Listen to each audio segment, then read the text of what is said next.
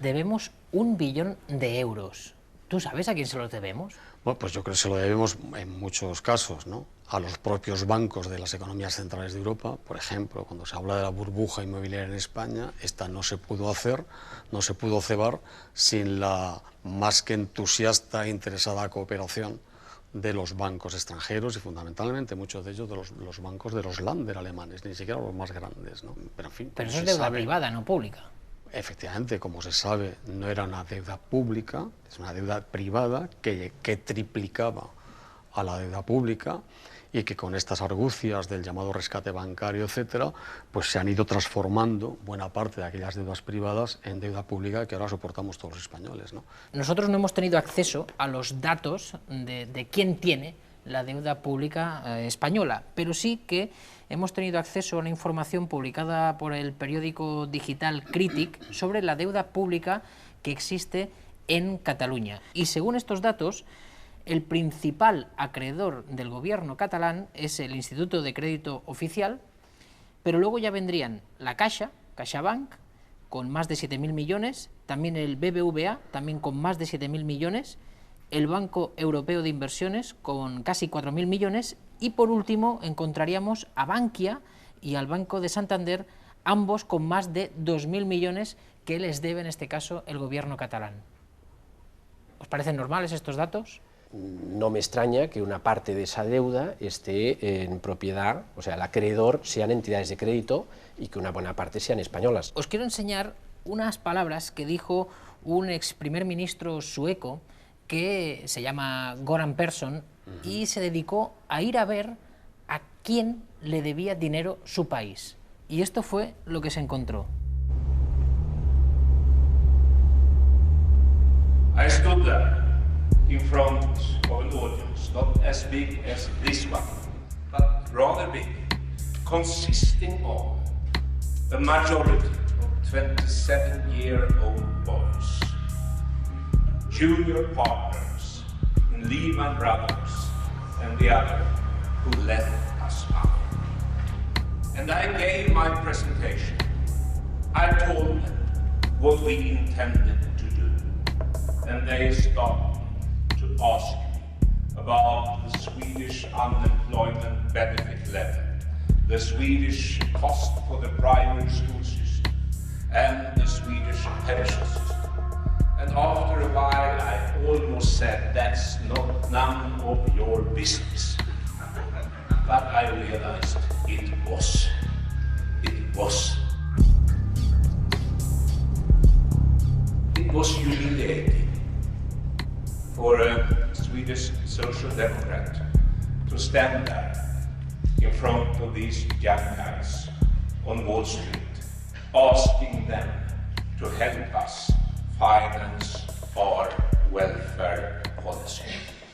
It was humiliating. ¿Esto funciona así?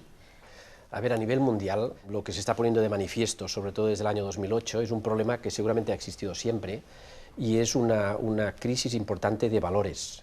Pero claro, esos contravalores, esos valores negativos, que a fin de cuentas son los que cada cual puede tener, o cómo se han contrarrestado a lo largo de la historia, pues con el equilibrio entre democracia y mercado, ¿no?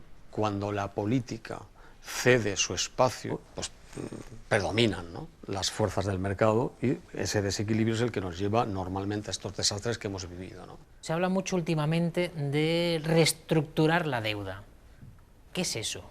Reestructurar la deuda es cuando o retocas los tipos de interés o retocas los plazos de devolución, inclusive a veces cuando pactas una quita, es decir, cuando pactas que una parte de la deuda pues te la perdonen.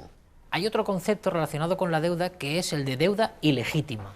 Normalmente se considera ilegítima la deuda en la que el país que recibe el dinero hace fraudes con ese dinero, por ejemplo, enriquecimiento ilícito de los gobernantes, o bien hace políticas que perjudican a la población.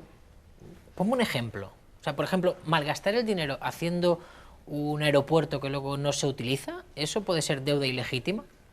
Yo diría que no. ¿Eso no? No. Para que sea ilegítima tiene que haber fraude en el que recibe el dinero, pero también fraude en el que lo da. Le pongo un ejemplo.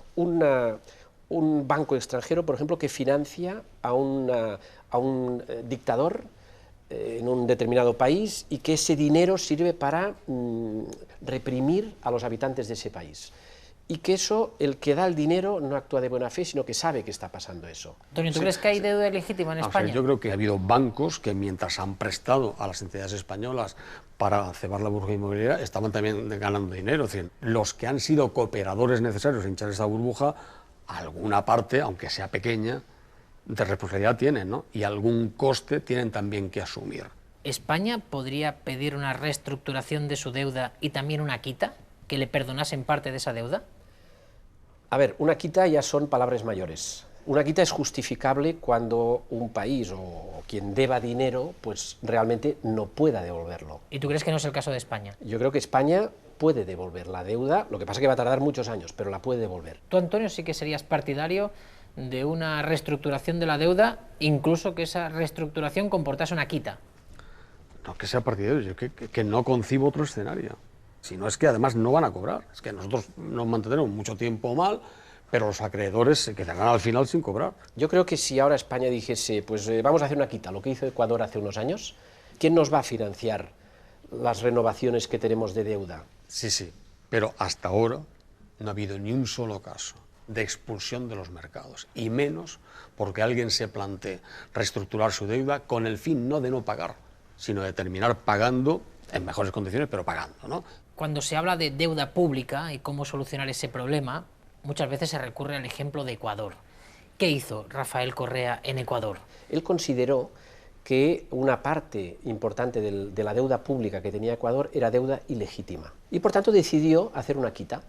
El impacto final es que Ecuador se ahorró 7.000 millones de dólares que dejó de pagar de su deuda.